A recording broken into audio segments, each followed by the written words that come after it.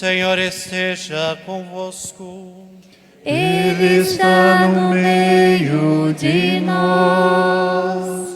Proclamação do Evangelho de Jesus Cristo, segundo Lucas. Glória a vós, Senhor.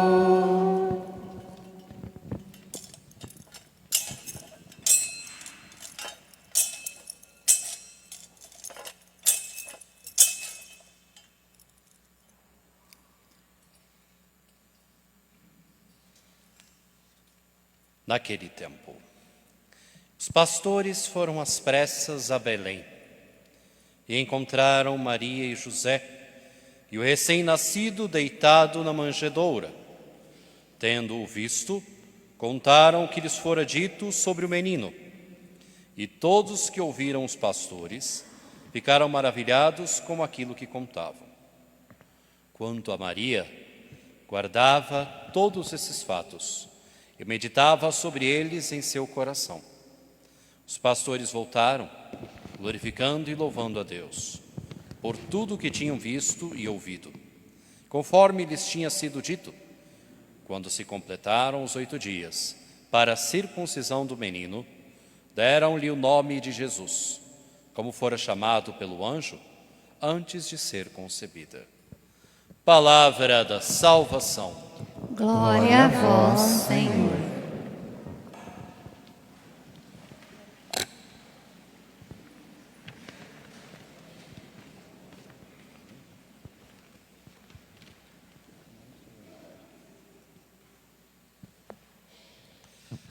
Caros irmãos e irmãs, celebramos então esta véspera da solenidade da Santa Mãe de Deus, Maria, e também celebramos essa última missa do ano de 2024. Primeiramente, que esta solenidade, esta data, como nós ouvimos brevemente até no comentário inicial, tem a ver com um dogma da Igreja. Já mencionei várias vezes que algumas das verdades de fé, dentre as verdades de fé que nós, enquanto católicos, devemos crer, abraçar, testemunhar, ensinar, existem 4 verdades de fé, 4 dogmas, especialmente dirigidos à pessoa de Nossa Senhora. A sua Imaculada Conceição, a sua virgindade perpétua, a sua assunção em corpo e alma aos céus e a sua maternidade divina. Maria é mãe de Jesus Cristo, verdadeiro Deus e verdadeiro homem. Ouvimos no comentário inicial que esta verdade de fé foi proclamada logo nos primeiros séculos do cristianismo, em um concílio inclusive, porque naquele tempo se debatia sobre algumas verdades da nossa fé católica. Algumas coisas foram com o tempo sendo definidas como aquilo que realmente se crê e se professa como fé. Ou seja, quem é Jesus Cristo? A Trindade Santa, a pessoa do Espírito Santo. Esses elementos que são tão fundamentais para nós e que nós temos como algo tão corriqueiro, tão fácil de compreender ou de professar, logo no começo do cristianismo não foi tão simples. Muitos debates existiram, muitas divergências existiram sobre estas verdades, primeiramente relacionadas à pessoa do próprio Deus, e entre as quais, na pessoa de Cristo, também, qual é, então, esta verdade, como se relaciona à pessoa de Nossa Senhora. Porque professar como fé católica, Maria é mãe de Deus, diretamente nos leva à pessoa de Jesus. A resposta: quem é Jesus? Jesus é Deus, verdadeiro Deus e verdadeiro homem, consubstancial ao Pai, gerado, não criado. No dia de Natal, na missa da noite, No dia de Natal, na última missa, pode-se usar o Evangelho de São João. E no Evangelho de São João nos recorda: no princípio era a palavra era Deus, a palavra se fez carne e habitou entre nós. Essa palavra que se fez carne e habitou entre nós, esse verbo que se fez carne e habitou entre nós, que era Deus, que é Deus, é a pessoa do próprio Filho de Deus, Jesus Cristo.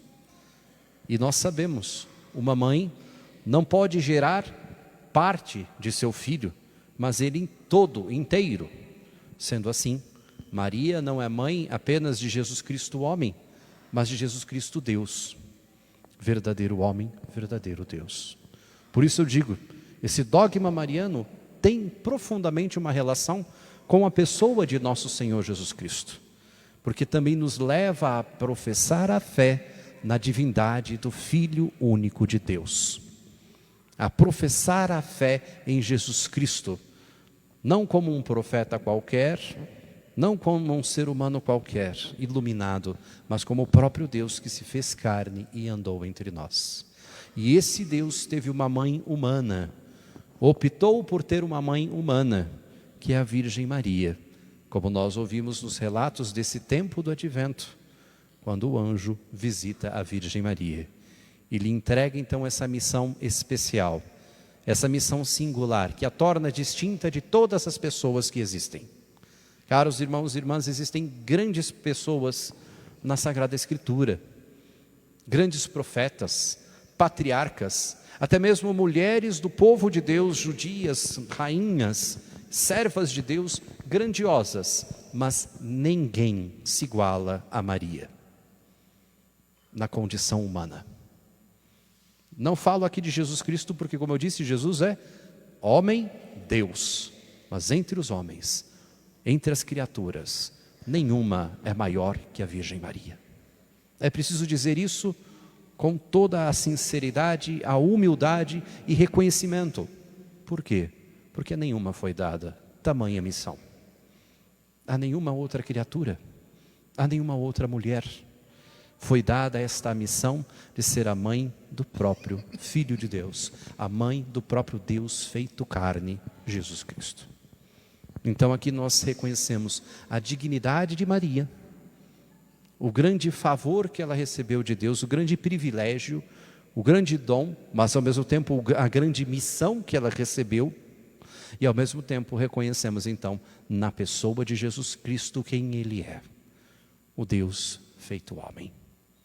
Então esse dogma, por isso que foi debatido no contexto do começo da história do cristianismo, para que não restasse dúvidas de quem era Jesus e quem era sua mãe. E todavia agora, além do dogma, que como eu disse nós devemos professar e ensinar, cabe algo a mais. O que tem a nos dizer esse dogma hoje, essa verdade de fé, a celebração que vivemos hoje, ainda mais nesse contexto de virada de ano, né? É claro que esse contexto de mudança de ano é algo próprio agora. Há muitos séculos atrás, né, quantas mudanças de calendário existiram até chegar no que nós temos hoje, né? Mudando o ano a partir do 31 de dezembro para o 1º de janeiro. Né? Uma pesquisa, um Google ali vai mostrar que a coisa não era como hoje. Né? O ano não começava e não terminava como pensamos hoje. Mas para nós temos isso na nossa cultura, na nossa sociedade. E como entender esta verdade de fé, essa celebração, hoje, dentro desse contexto? Primeiro, celebramos hoje a pessoa de Maria, e especialmente celebramos um dom que ela recebeu, que é a maternidade. O que é a maternidade?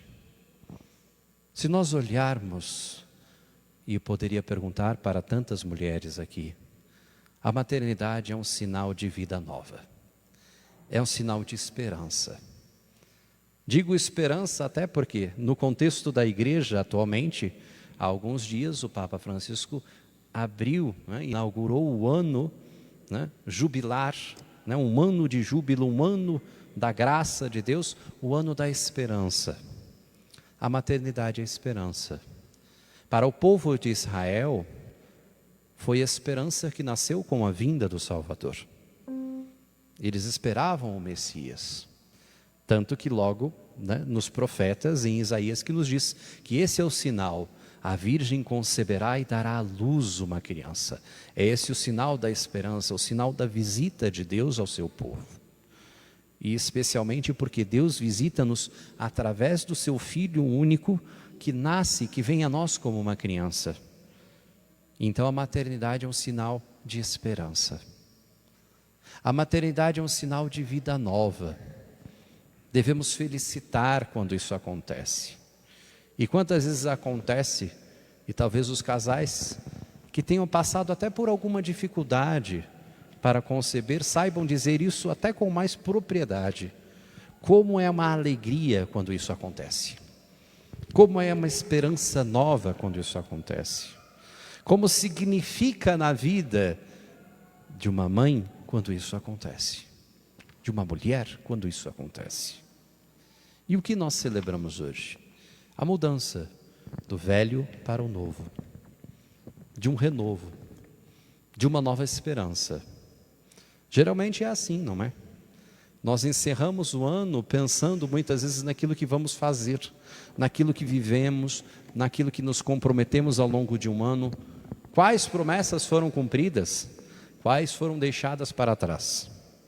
O que conseguimos realizar e o que nós falhamos? O que nós devemos olhar atrás da nossa própria experiência de vida e de fé e até mesmo pedir perdão a nós mesmos e nos perdoar por não ter cumprido aquilo que nos propunhamos.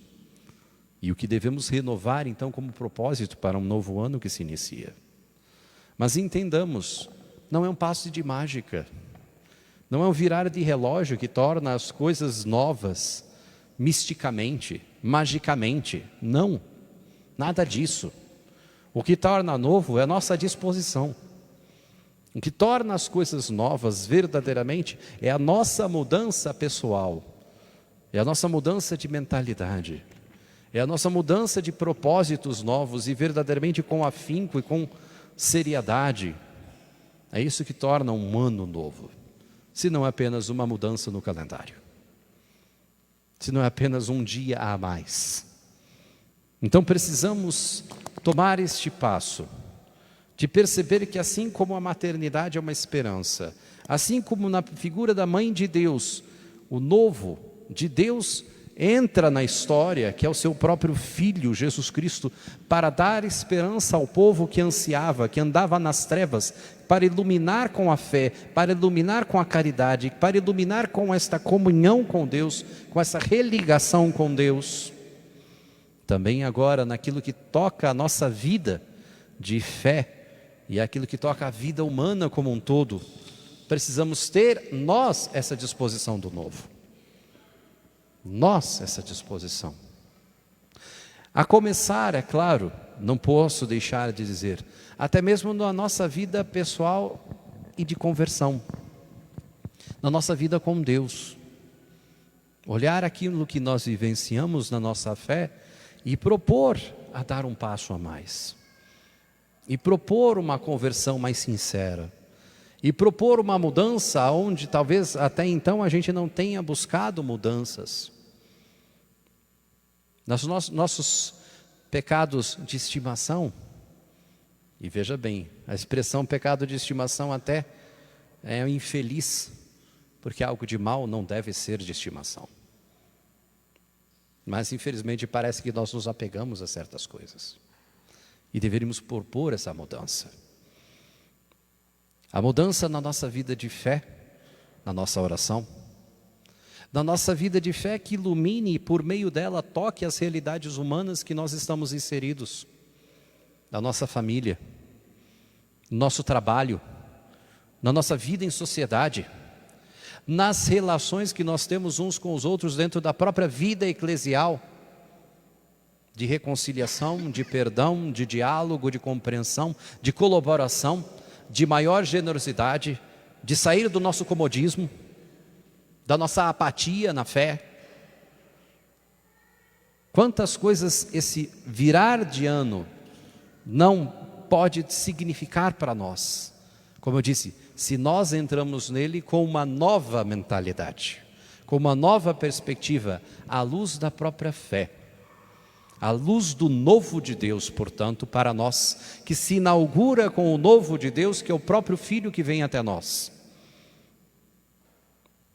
Em uma passagem do Evangelho, é curiosa, o Antigo Testamento é representado por 2 anciãos, que são justamente, no caso, Simeão e a profetisa Ana, e acolhem a criança.